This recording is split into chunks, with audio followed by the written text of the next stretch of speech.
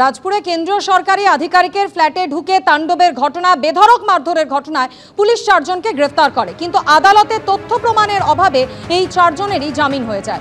Police সূত্রে জানা যাচ্ছে এদের প্রত্যেকের বিরুদ্ধে একাধিক ধারায় মামলা রুজু হয়।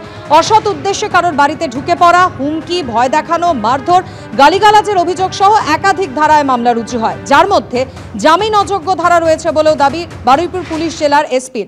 তা সত্ত্বেও আদালতে তথ্য প্রমাণের অভাবে জামিন হয়ে যায় আজিজুল গাজী, আজেদ আলী, সুরাজ আলী এবং অলোক মণ্ডলের।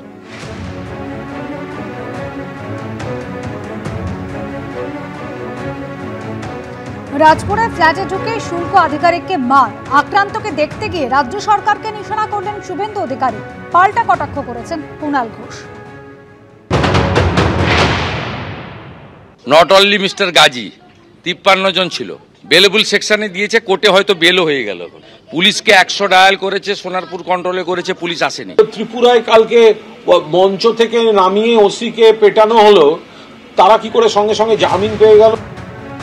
এই গোটা ঘটনায় যে 4 জনকে পুলিশ গ্রেফতার করে, তারপর আদালতে তথ্য প্রমাণের অভাবে যাদের জামিনও হয়ে যায়, সেই অভিযুক্তদের পক্ষের আইনজীবী ঠিক কি বলেছেন শোনাব।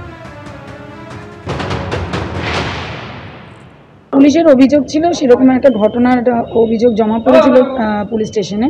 সেই ভিত্তিতে পুলিশ আননোন এফআইআর ছিল, মানে কারোর নাম বেসিস ওখানে দেওয়া ছিল না। তো পুলিশ আমার ক্লায়েন্ট 3 জনকে আজকে এখানে নিয়ে আসেন। তো এখানে আসার পর আমরা জজ সাহেবের সামনে বেল প্রেয়ার করি এবং জজ সাহেব তার গুরুত্ব বিচার করে বেল দিয়েও দেন। মানে এখন সেটা একজন শুল্ক অফিসারকে নিজের ফ্ল্যাটে ঢুকে এভাবে মারধর করা হলো, তারপর অভিযুক্তদের জামিন পর্যন্ত হয়ে গেল। পুলিশের ভূমিকা নিয়ে প্রশ্ন তুলেছেন প্রাক্তন পুলিশ কর্তা অনিল জানা। নেচার অফ ইনজুরিটা দেখতে হবে এমসি। নিশ্চয়ই আমরা আতঙ্কের মধ্যে রয়েছি। এতজন মিলে আমাদের সোসাইটির মধ্যে ঢুকে গ্রিল ভেঙে মারপিট করেছে, নিশ্চয়ই আমরা সবাই আতঙ্কের মধ্যে আছি। মহিলা ছিলেন, বাচ্চা ছিল, সবাইকে মারধর করেছে, বাড়ি ভাঙচুর করেছে। ডেফিনেটলি এটা তো আতঙ্কেরই। তো এটা তো একটা তো সিকিউরিটি তো একটা মেজর ল্যাপসেস তো একটা বোঝাই যাচ্ছে, বা এই ধরনের ইনসিডেন্ট তো আগে তো হয়নি কখনো, আমরাও ফেস করিনি। যেভাবে সোনারপুরে কাস্টমস অফিসারকে মেরে মাথা ফাটিয়ে দেওয়ার অভিযোগ উঠেছে, পুলিশের ভূমিকা নিয়েও প্রশ্ন তুলেছেন আক্রান্ত কেন্দ্রীয় সরকারি আধিকারিক। পুলিশকে ফোন করে সাহায্য চাওয়া হলে বলা হয় স্টাফ নেই, বিসর্জনে ব্যস্ত রয়েছেন। চাঞ্চল্যকর অভিযোগ তার। बोल रहे थे कि ठीक है हम आते हैं, आएंगे, हम बिजी हैं, हम विसर्जन में बिजी है, हमारे पास स्टाफ नहीं है। मैं बोला था कि मैं सेंट्रल डिपार्टमेंट में जॉब करता हूँ, इस तरह मैं ऐसे से एक इंस्पेक्टर हूँ सेंट्रल डिपार्टमेंट में।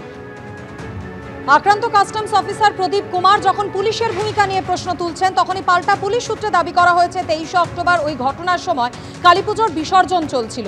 প্রদীপ কুমার কোনো ফোনই করেননি, ফোন করেছিলেন আবাসনের অন্য কেউ। পুলিশ সুপারের পক্ষ থেকে ঠিক কি দাবি করা হয়েছে শোনাব।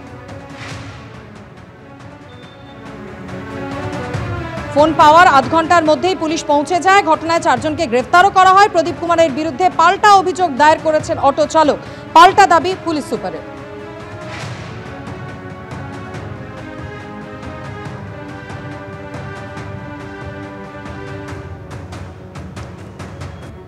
রাজপুর সোনারপুরে দুষ্কৃতী রাত চলছে, পুলিশের ভূমিকা নিয়ে সরব হয়েছেন খোদ তৃণমূল কাউন্সিলর।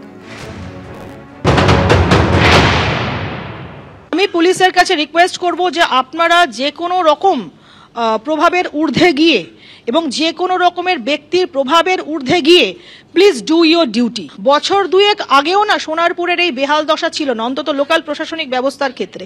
ইদানিং করে যেন একটা গাছাড়া ভাব, কোথাও গিয়ে যেন প্রশাসনিক ব্যবস্থাটা আলগা হয়ে গেছে, ঠুনকো হয়ে গেছে, বাঁধন আলগা হয়ে গেছে আমার মনে হচ্ছে। সেই কারণে অপরাধ প্রবণতা এত বেড়ে গেছে, চরম অবস্থা চলছে, মাতসোনায় চলছে এখানে।